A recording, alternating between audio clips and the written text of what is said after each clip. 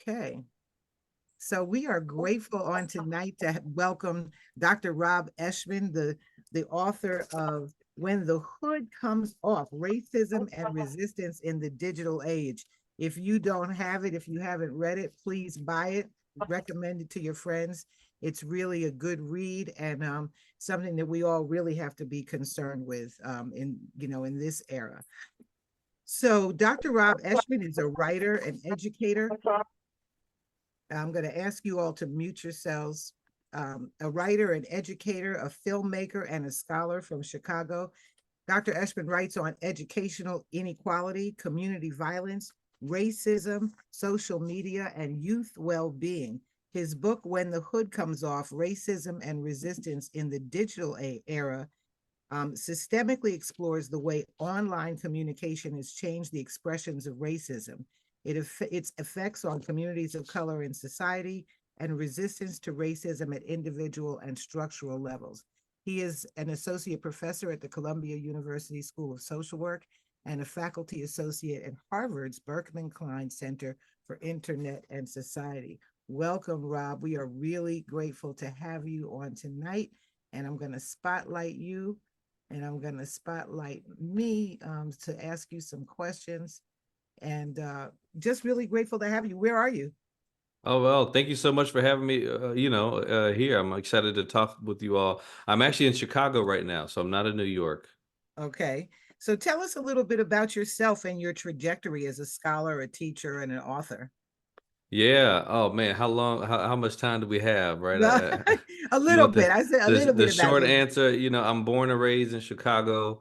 I'm someone who I think that my interest in research comes from being a kid who, right, I graduated from Chicago public schools, but I tested high, so I always went to the kind of the gifted schools that get the same funding as the Mm, suburban schools. And I just remember seeing inequality between my neighborhood schools and the school I went to and schools that I'm visiting, traveling with the basketball team. And I read a book called Savage Inequalities by Jonathan Kozol, which connects inequities in public education funding to mm, later economic inequality and mass incarceration. And I think that, so from an early age, I've been seeing some of these things in my life and then reading about them and then having my mind open to wanting to be on the side of trying to fix some of these problems that seem to persist despite there being lots of good people engaged in reform and activism over the decades. And so, right, so I think that kind of my journey to grad school really is as someone who was interested in education reform. When I went to University of Chicago for my PhD, there was a program, right, where we were. It's something called the Woodlawn Children's Promise Community, which was a replication of the Harlem Children's Zone. oh, okay. And I chose this grad program because of its connection to this actual school reform effort where I've always wanted to be a scholar that was doing things in the real world, not someone who's just writing for the ivory tower. Right. So that's kind of right. Like I think issues of inequality, racial inequality are what, made me want to be in this space. Yeah, excellent. Well, I'm really, and the problems do persist, like you said, despite the presence of a lot of good people trying to work on it. So tell us of the story. I was struck by the story in your book about your freshman year in college, Mhm. and what experience you had in digital spaces that made you really want to launch into this book. Yeah, well, so I don't. It didn't make me want to launch into this book, but I'll tell you what it did do. Right, right. So, the story that I opened the book with is about the first time that I was called the N word. Right, Right, and I'm someone that's I'm from Chicago. I grew up in a neighborhood that was predominantly Black and Latinx. I knew what racism was, right. experienced racism from police, experienced racial microaggressions, but then I had never been called the N word to my face. Right, Mm, and the first time I played video games online, where I used the headset. I was with some cousins of mine who, were playing this game, and they told me that they never use the headset because every time they do, they get called the N word, and I just didn't believe them. And so I put the headset on myself to see what happened. I said, "Hey, what's up, guys?" And the first thing, right, I was playing with a username called Galactic Hair, and the first thing that someone said back to me was, "Your name should be Galactic Nigger." and I just couldn't believe it, right? The rest of the game ended up being a war of words. It wasn't really focusing on playing. We lost really bad. And I kind of, afterwards, I was like, you know what? This doesn't happen every time. We just happened to run up against the KKK that game, but Right. this isn't really what online gaming is like. And then we played another game and the same thing happened. And then another game and the same thing happened. And eventually realized, man, we got to take off the headset if we're going to have fun playing this game. Is it right? Like it's not fun to take abuse like that. And then I went back to college. Right, this happened my freshman year in college over winter break. I went back to college. I went to a predominantly white institution, and I was just looking at my white friends who played this game, asking them, hey, did you play this game over break too? Were you online? And just wondering if everyone that I interacted with online was using this type of language, could some of my white friends have been using that type of Right. language too? And so that is what I call an intellectual puzzle. Right, what does racism online tell us about racism in the real In the world? world. And Right. I think, right, that is not the question that drove me to grad school, but it is something that I had in the back of my mind, that the norms around how we talk about race in face-to-face settings are not the same in online environments where people can hide behind a username. And that was just a contradiction that I was made aware of through just trying to have fun playing video games. Right. So, and do you have sons now, sons and daughters or children now? And Yeah, I have two sons and a daughter. do they play video games and They do. do they experience any of this? Do you talk They to them about this? they have, and I do talk to them about it. Now, I am a little bit more tech savvy than my parents were growing up, right? Like, Right. right, I'm of the age when the internet came out, like, you couldn't be on the phone at the same time as you're on the internet.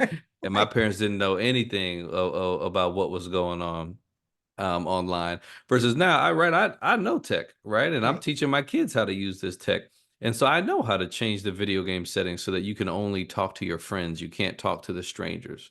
But there have still been moments where I get surprised by their experiences, right? So the one that I can think of is when my oldest son got a VR headset. Uh-huh. And I'm not someone, I don't love it, right? I haven't played a lot of games in VR. I didn't realize that there was a social aspect where you can be chatting in there. And then my youngest, who was using his big brother's headset, told me about some of the things that he was hearing when he put it on. So then I immediately went and talked to my oldest son, like, hey, we got to figure out the settings. He's like, I already did it. Sorry that happened. Right? Like, he knew that it Right. was like, that he knew what the kind of the rules were when they're online, and he knew that he was getting past those rules. And right, he's 16, Right. but he also realized he messed up by allowing his 11-year-old brother to have access to these things that, right, that he was trying to have access to. So I get surprised all the time, even though I think about these spaces a lot, but I do try and take steps to These protect them. people But that want then to be more than involved in anything, doing I the just work want them. of, being on committees. Excuse me. Sorry. No problem, no problem.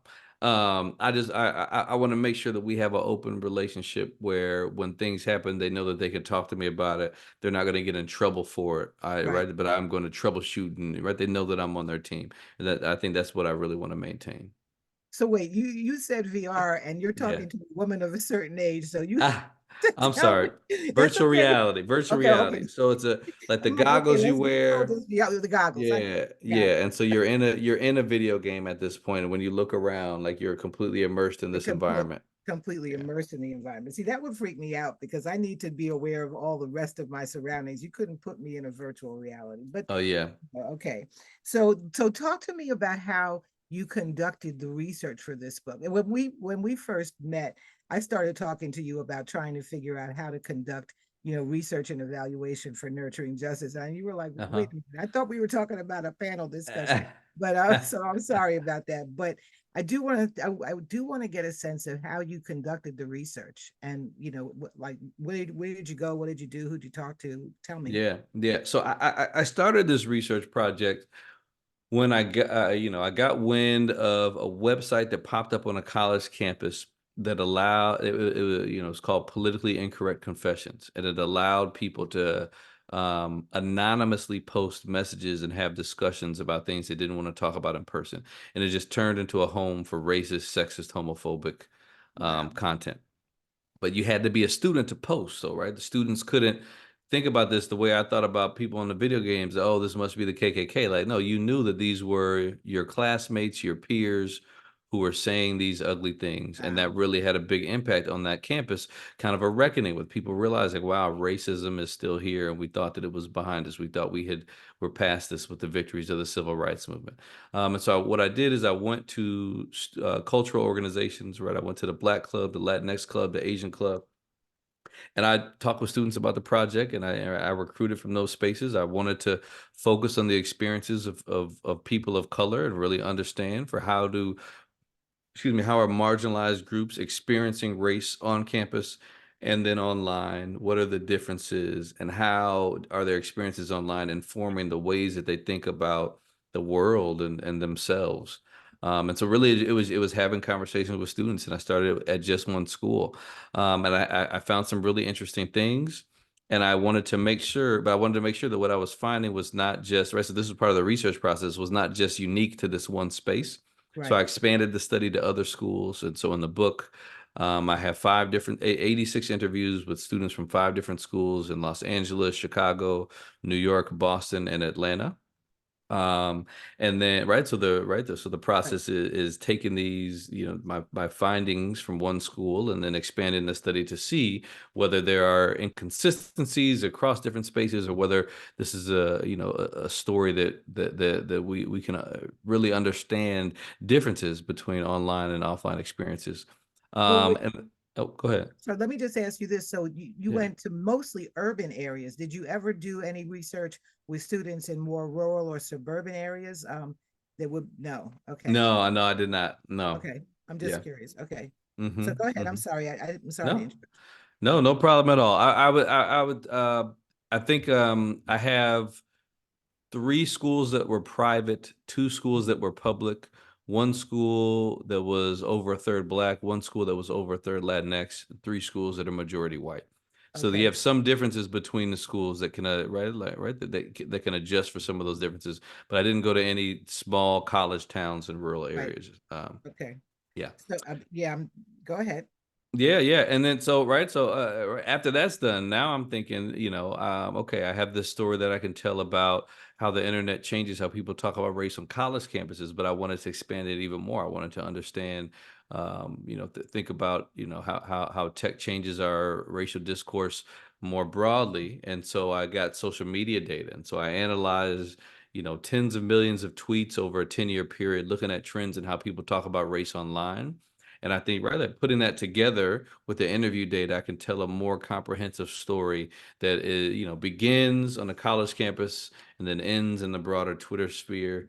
A friend of mine, when she read it, gave me the analogy of I'm starting with the pond and I'm ending in the ocean. And that, right, Right. I think that's a great way of thinking about it. That it was very much a step-by-step process where everything that I learned determined the ways that I conducted the next research. And it is a book that is based on about 8 years of work. Not all time that I was working on writing the book, but that 8 years of research That's informed right. the writing of the book. So, I mean, for some, I'm thinking, when you talk about the Twitter sphere, I mean, as soon as the controversy about Elon Musk came up, I got off of Twitter. I mean, and I didn't really use it that much because, like I said, I'm a woman of a certain age and use Facebook more and Instagram now more than I used Twitter ever. But I wanted, even in the Facebook space, people really, sort of it's almost as though people feel that like the Facebook world is the real world, Mm, in this react like this illusion that what you post on Facebook, the narratives that you can spin and the ways that you can portray yourself on Facebook are real. But um and I have had and seen others have like major sort of discussions about race and racism and political discussions that underlie the race issue on Facebook. So I want to how do you think the pandemic and the politic in our country has changed the way that we interact in virtual spaces?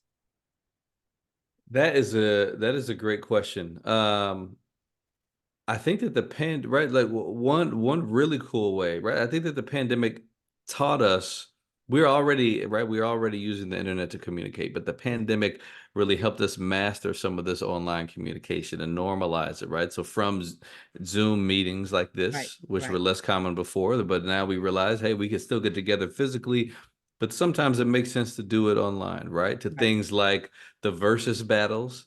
Oh, I have yes, some, right. I know some people who are writing dissertations on versus battles and the community, right? Like yeah, what this did for the Black community during pandemic times. That yeah, we're feeling nostalgic. We're looking at these folks right, who are our heroes 15, 20 years right. ago, and that they're dusting off the cobwebs and getting right back to it, and it made us feel good. So I think it taught us that, right, that there are ways, right, like, it reinforced our understanding of how important online communities are.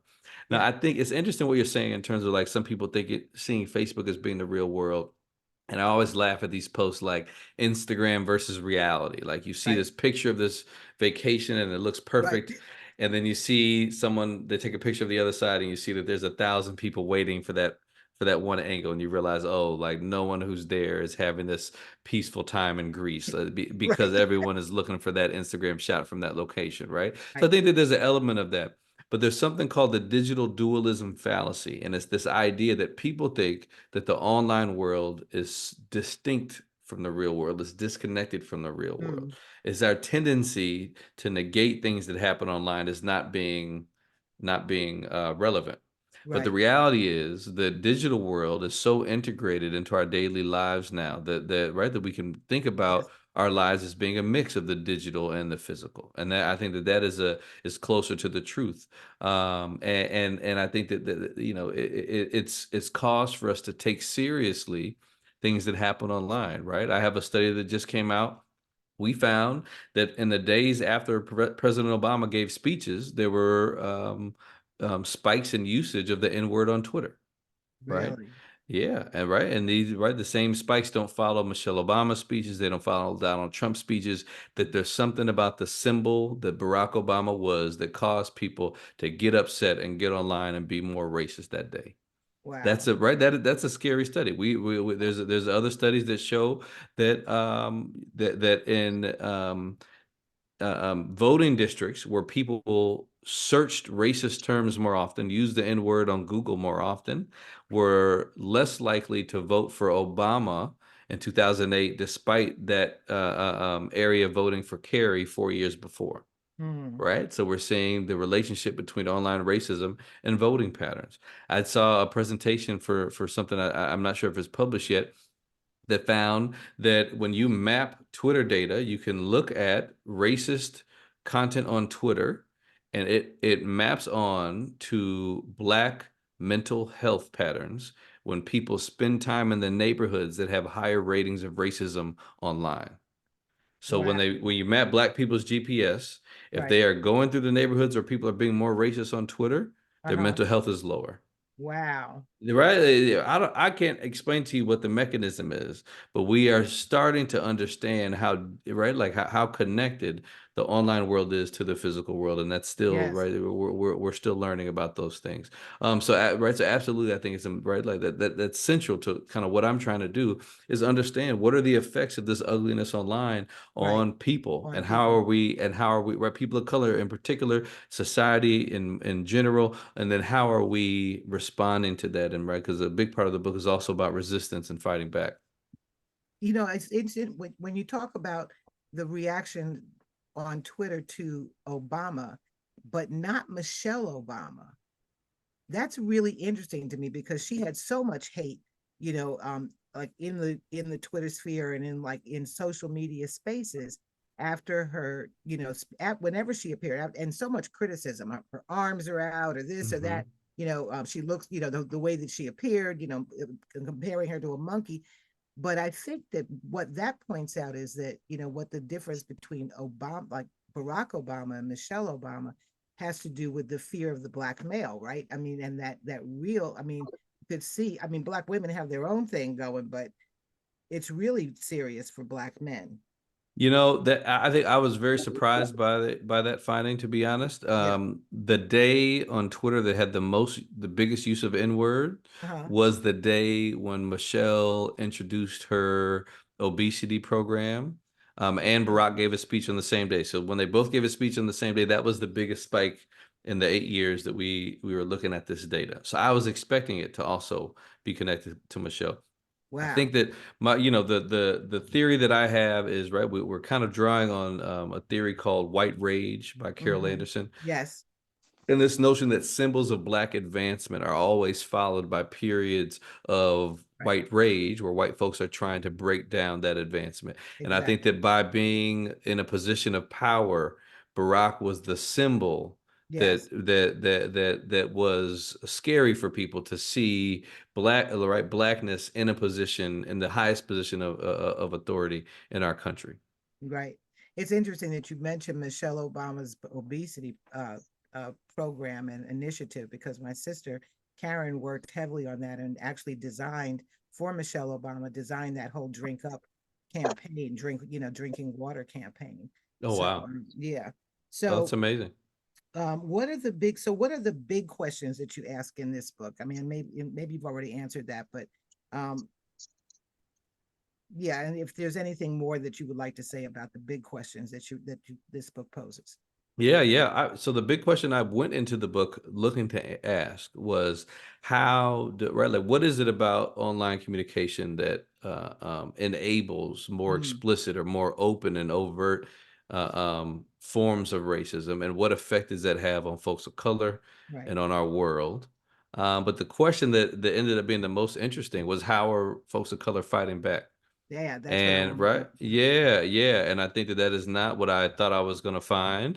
Right, I found that the young folks of color I talked to were not taking off their headsets like me and my cousins and deciding, oh, we can't mess with y'all. No, they were getting in the trenches, and they were using digital tools to fight back against racism in ways that are somewhat unusual, in the Well, ways that like the what? research and Like what? well, okay, so for example, the research says that the most common way to respond to racial microaggressions, so like subtle racial slights, Right. the things Hmm. that are not right, he's not calling you the N word, but you know that they're asking you for your ID because you're Black, or they Right. know that you're telling you, oh, you speak so well Right. because You're you're so well Asian, spoken. and Yeah. they think that you should be speaking with the accent because they assume you're a foreigner, right? Right. That the most common way to respond is to not respond, right? That people, Okay. right? And there are a number of reasons for this. People feel like they happen too quickly. They don't have time to think about a response. They're not sure if it's about race or not. They right, like they don't think that there's going to be any result, right? So if nothing's going to happen, there's no point in me speaking up.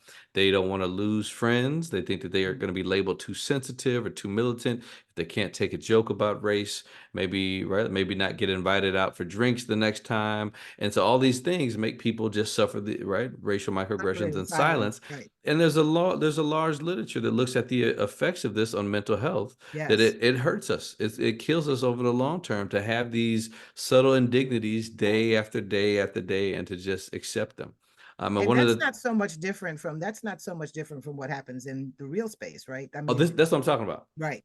That's what I'm Okay. talking about. Is right in Okay. the right in the physical world, In the the physical world. Okay. norm is to Right. just ignore these Just things. ignore it. Right. And then one of the things I found is that online, folks of color are much less likely to report that these things are being ignored, right? That they Mhm. are witnessing people clap back, right? And that right, they have the time to think about what happened and then reflect on what they want to say. And now they can type asynchronously, right? Right. This is the term that comes from Zoom education now, but right, that they can take their time and reply when they have the time and energy to reply.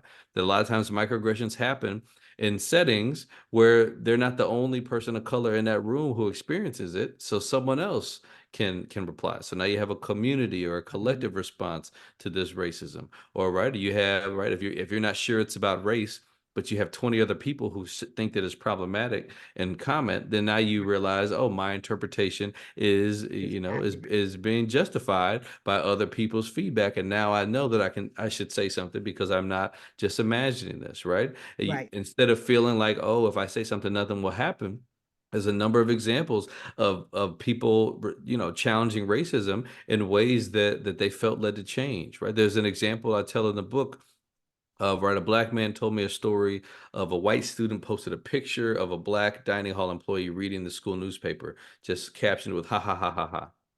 And he interpreted that as he's laughing at a Black working class man reading, right? Because what is the stereotype? If you want to hide something from a Black man, put it in a book, Yeah. Right. right? And so people responded to this, telling this kid, oh, this is problematic. This is a racist joke, you need to take it down. And then, right, the people are defending it and saying, no, no, it's not about race. It's about the school newspaper because no one reads the school newspaper.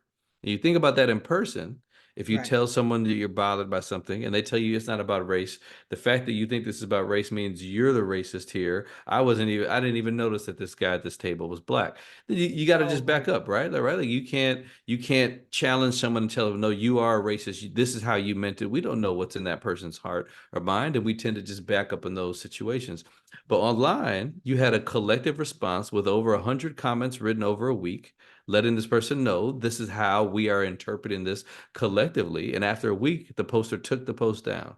right, Right now, that doesn't mean that they changed their mind and realize, yeah, this was racist, but it shows that there's a shift in power dynamics, right? Where right, instead of black folks and folks of color feeling like we have to stay silent in order to stay safe, black folks and folks of color feeling like we have the power to change how people speak about us when right. we engage together in this digital space. And that is, I think, distinctive and right, very different from what we have come to Yes, see as being normal in many face-to-face settings.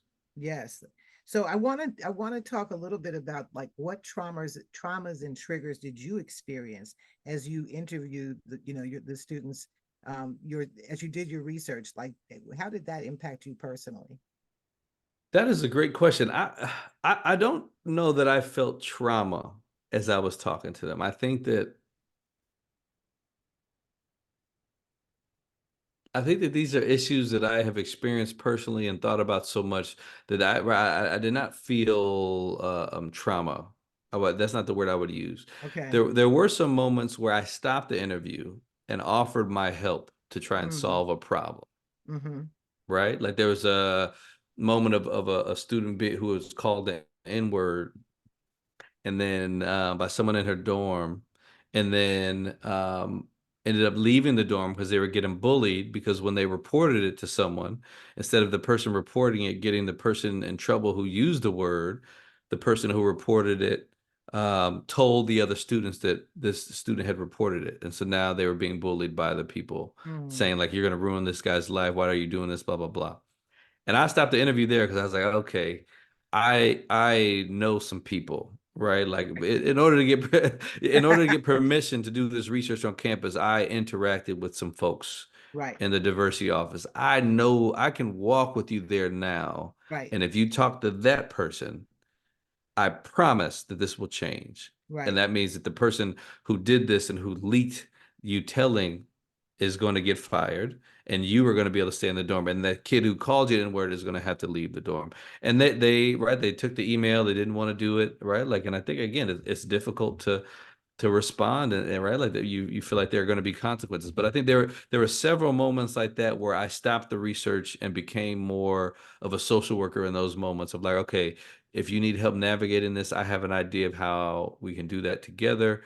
And I think but I was never kind of taken up on the offer of like I was ready to make some right. trouble, but then and all I could do is that I gave them the information, and to my knowledge, no one ever followed up on those things in those instances. And that speaks to the importance of having people with connections and power in places and spaces where, our younger people can feel, can avail themselves of those resources.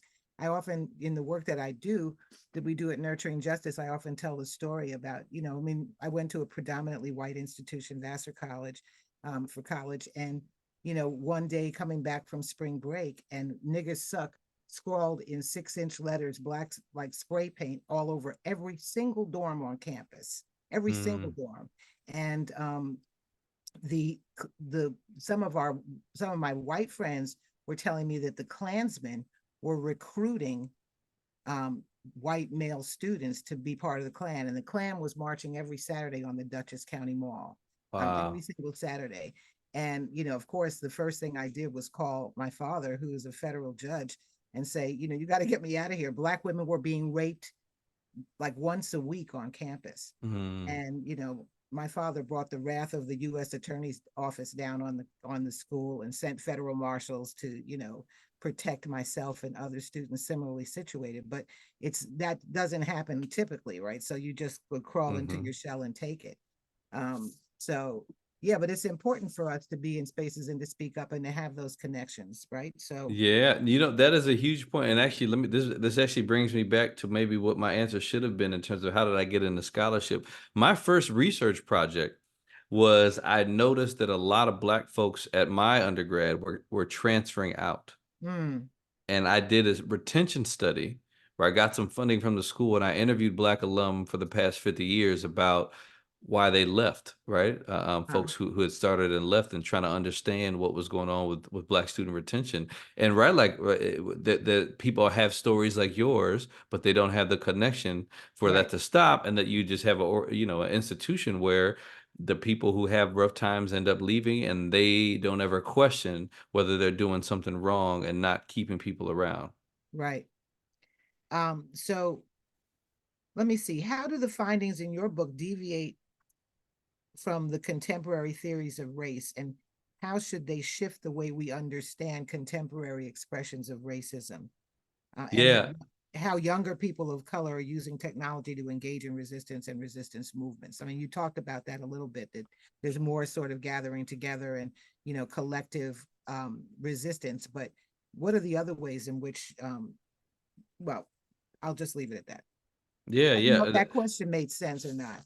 Did it? Yeah, it does make sense. I think it was about three questions in there, so I'll It start. was. Sorry. Sorry. So, so the first, no, you don't have to say sorry. This is a great question. So the first one, I think you're asking about how does this deviate from contemporary theories of racism? So, um, major theories of racism and sociology talk about the dominant form of racism right now being subtle, right? Mm, That if you think about racism, right, the function of racism is to maintain racial inequality.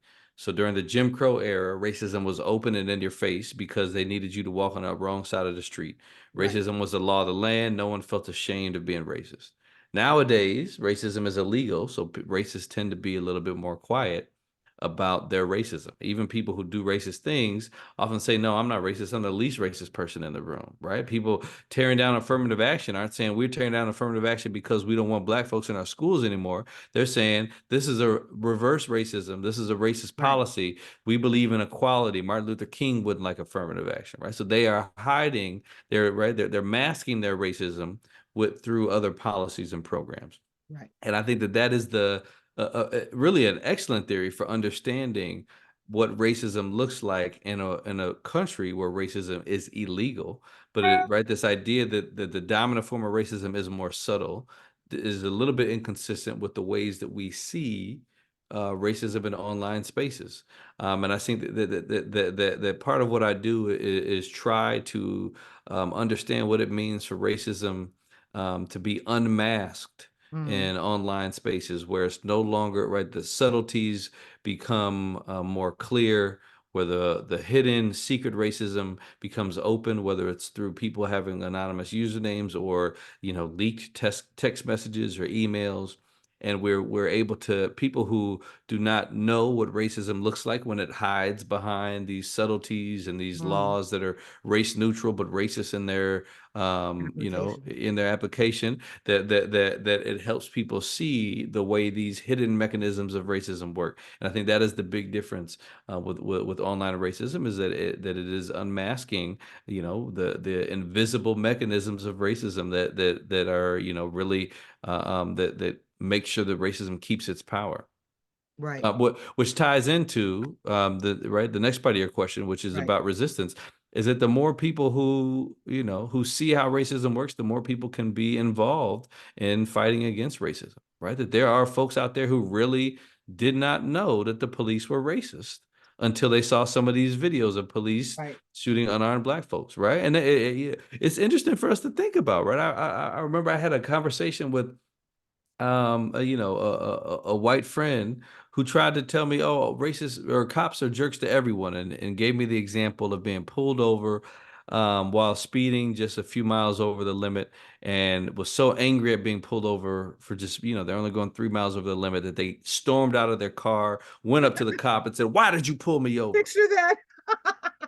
And as he telling me this story, my eyes are getting big. I'm trying not to smile. I let him finish the story, and I was like, "Man, do you remember hearing about that Black dude who got shot for pulling his wallet?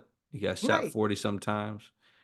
and his eyes got big. I think he realized the mistake he made. I was like, so what do you think would happen if I got out of the car Right. and stormed over Mhm. to the police and put my finger in their face like that? And that, right, he understood, like, oh, you're right. There is a difference.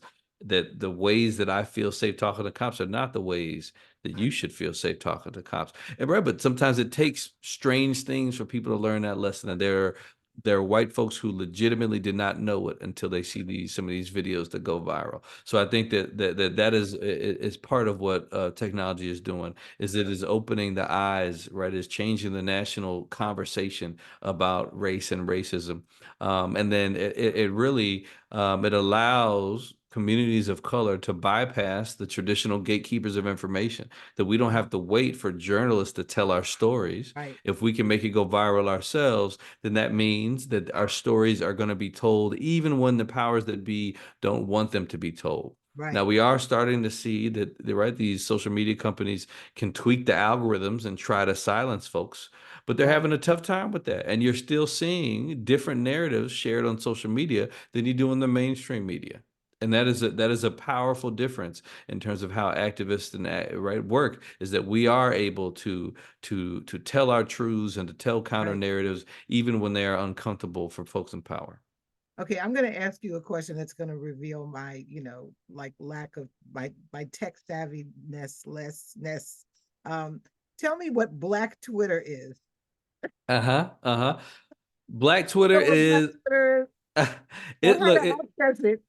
how to access now that's so Black Twitter is the term that is used to describe Black folks on Twitter who are engaging in activism and celebration of what it means Mhm. to be Black, and cultural critiques, and really are speaking to each other, but are doing so on a platform that is public. So the Okay. things that they talk about are visible to the rest of the world, right? And so I think that right, one of the things that we've seen are the things that trend on Twitter, period. Right, Okay. right, and so they're not that hard to find, right? The most popular things are typically right are often coming from our communities, Right. um, right. Like the most used Well, hashtag of that's all time is Black Lives Matter, right? exactly right.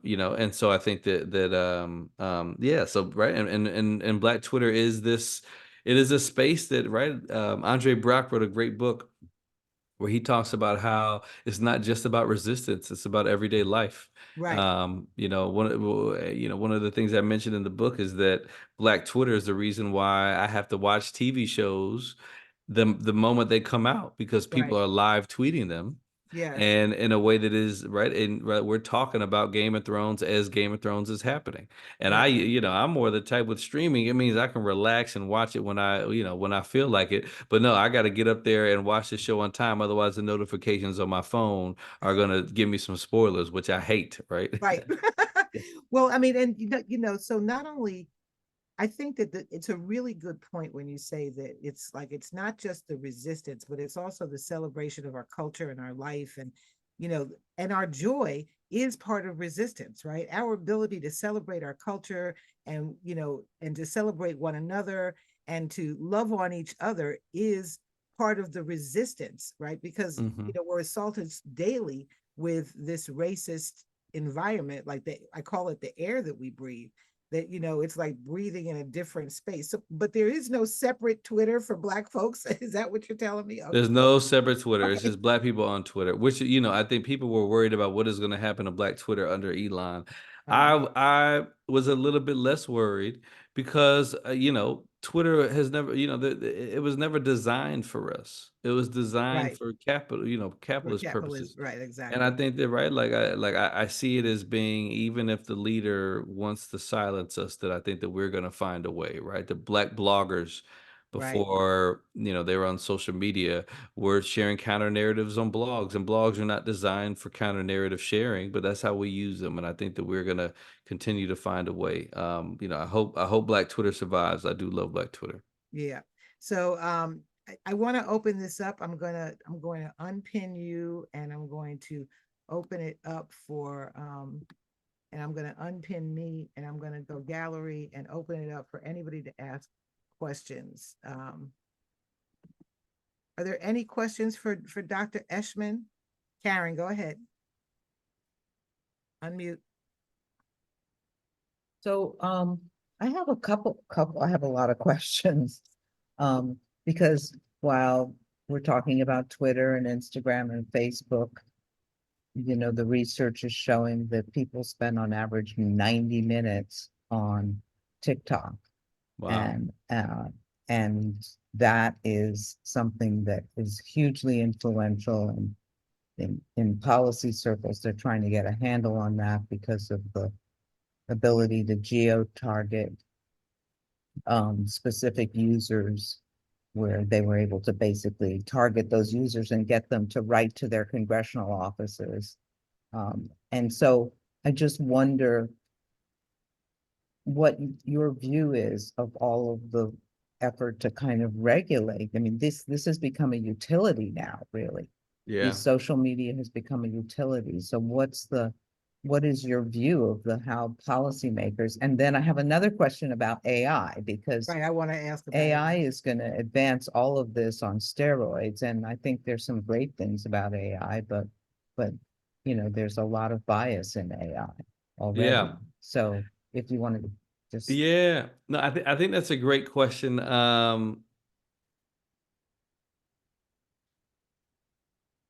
I think that we have seen, in the same way that social media can empower marginalized voices and uplift marginalized voices, it can also spread misinformation.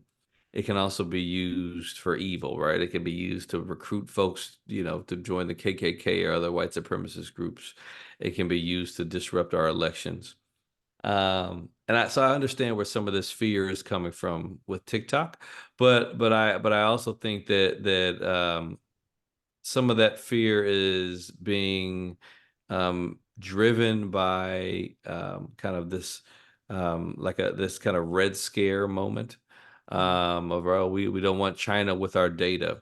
Right. Um, I don't want, I don't want a foreign government. Microsoft or Yeah, I don't want to for Google yeah. with our data. There you Why go, are they right, right? right. And so Yeah. do I want a foreign government to have all this data? No, but I also don't love that all the other companies that have our data have it. I don't think that they're doing good things with this data. They're Right. not doing things that are furthering the goals of the United States. They're doing things that are going to make them the money, that they're selling our data for profits. And so I hope that we're coming into a moment where there's greater transparency in what happens with our data, and greater individual control over your data. Right. That if it's going to be sold, that you should be getting a cut, and there should be an easy way for you to decide, I don't want my data being gathered or sold. And so I think that regulation will be an important part of that, right, that we have had largely unregulated things, but I don't think that regulation should be limited just to TikTok. And then, right, I also think that there's potential for ulterior motives with regard to some of this regulation, especially when it comes to the ways that, Politics. Yeah. yeah, right, where you So do you have. think we're going to have a GDPR in the United States, like what they have in Europe, where you have sort of a lot of control over the right to your data and the right to be forgotten and all of these Wait, what is issues? GDPR, Karen? It's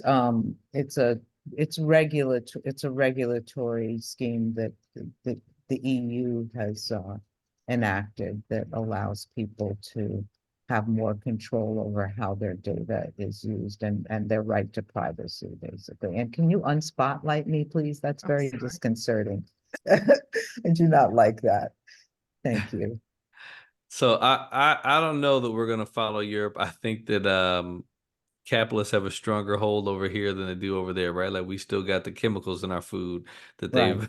they've banned in Europe. And so I don't know. I don't know what's going to happen. I know that there are good people engaged in the fight, but that the future is uncertain. Places like Twitter are showing us that, right, like they're kind of leading the way and moving things backward. That right after Twitter got rid of all their diversity, equity, and inclusion folks, so did Facebook, Right. right? I think that tech follows the leader in some of those ways. So no, I don't know what's going to happen. We don't. I think right now we're in a moment where we don't know if Twitter will still be the public square that it has been, or whether it's going to continue to deteriorate and cease to exist. And then we don't know what the next public square will be. I think lots of people are engaged in trying to find the next alternative, but right, we just haven't yet. Don't you think he took over Twitter in order to ruin it, though, kind of? There's potential that is that is the case. I tend to be one.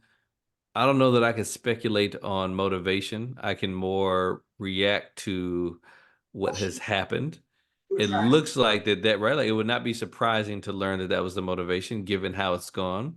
But I could also see right, like But yeah. But it would definitely make sense. I think that Black folks were too good at changing the national conversation with the movement for Black lives, and it makes sense for folks to want to disrupt some of those gains that we made. Excellent. Thanks, Karen. Thanks, Rob. Any other questions for Rob? We've got a little while longer. Go ahead, Tara. Hi, Rob. This has been a fascinating discussion, and thanks, Chris, for having us all here.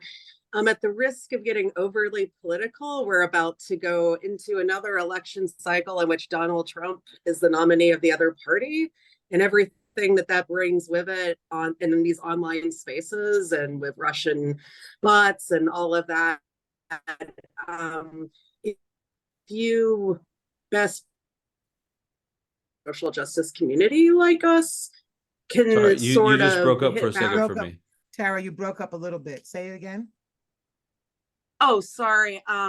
If you had a few best practices for how those of us in the social justice space could sort of push back against Trumpism and everything that brings with it, what those would be. Yeah, I just want to reframe that a little bit because, as a nonprofit organization, we have to be expressly non-political, and I want to make sure I can maintain my 501c3 status. So just maybe we could talk. Oh, absolutely. Sorry, how we could push back a bit against white nationalism and white Christian nationalism and white terrorism in this era of Trump and Trumpism and white nationalist, writ large. Yeah. Great questions. Exactly. Much less political. Chris. Sorry.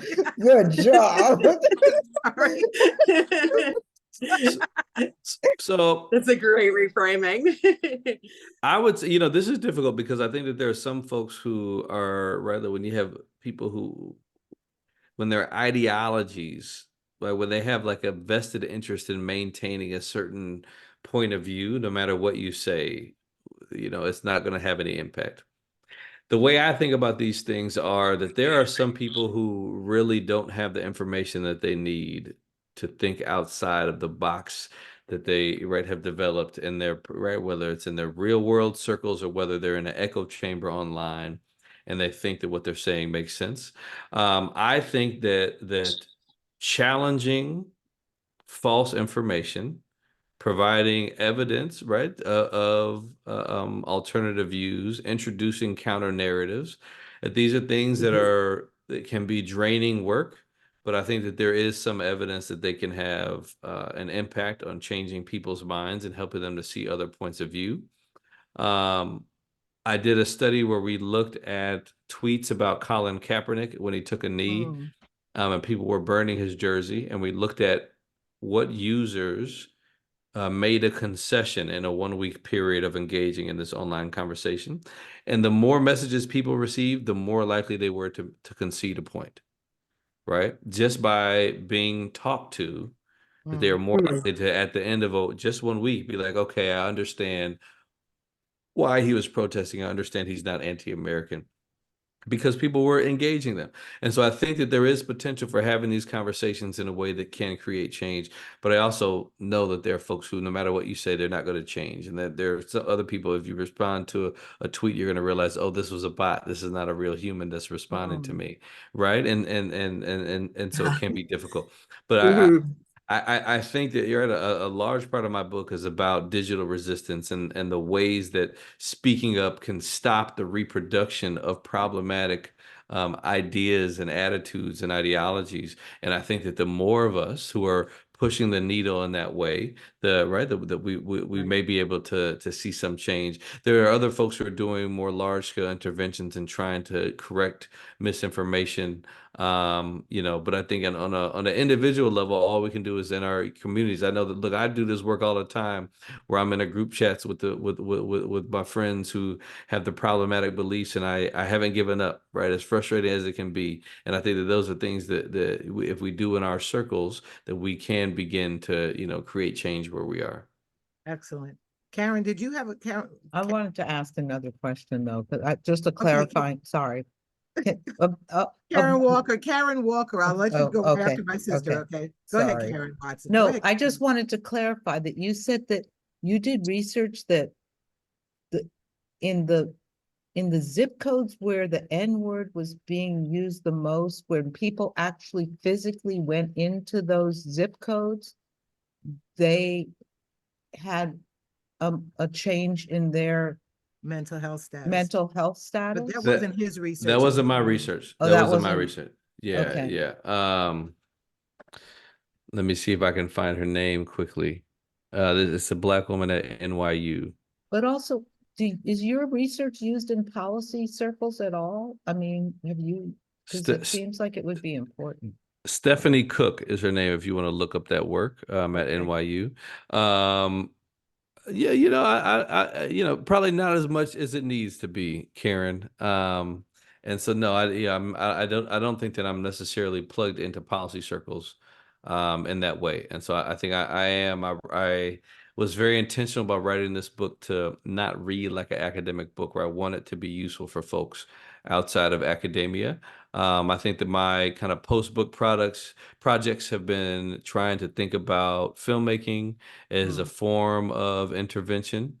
And so that is the way that I've been trying to translate some of my findings to the real world. But of course, I'm open to, to also trying to find ways to engage folks who are making decisions and programs on a large scale.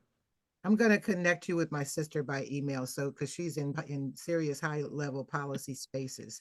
Um, and I've got a filmmaking thing I want to talk to you about before you leave off of here. Karen Walker, did you have a question? We can't hear you for some reason. Still can't hear Here we me? go. Now we can hear you. Okay. First, you mentioned in your book echo chambers, and you mentioned it tonight as well. Is your book actually gave me hope, because my view, being of an older age, I think, than Chris, is of social media being both so siloed, where there isn't the opportunity to tell the stories to others because they're not in the same groups as you. It is so siloed, we don't get the same information. And then the other part is, I'm used to it being very reactionary. And your stories of people taking it offline and thinking about it and composing thoughtful analytical responses as opposed to reactionary emotions is huge. And I don't know if both of those are generational, or I'm just stuck in an era that I need to get out of. I love the way you talk about the positives about reaching out to people and being able to tell the story better with social media. So did you find that generationally, or were you mostly with younger folks? Yeah, all the interviews are with college students. I do have a survey where I have, ages up to 65. But I did not notice any differences in what Really? you're talking about. Well, or I wasn't necessarily looking for differences in those conversations. So that was more quantitative. I was looking at effects on health, and a little bit different than some of the things I was doing qualitatively with the interviews.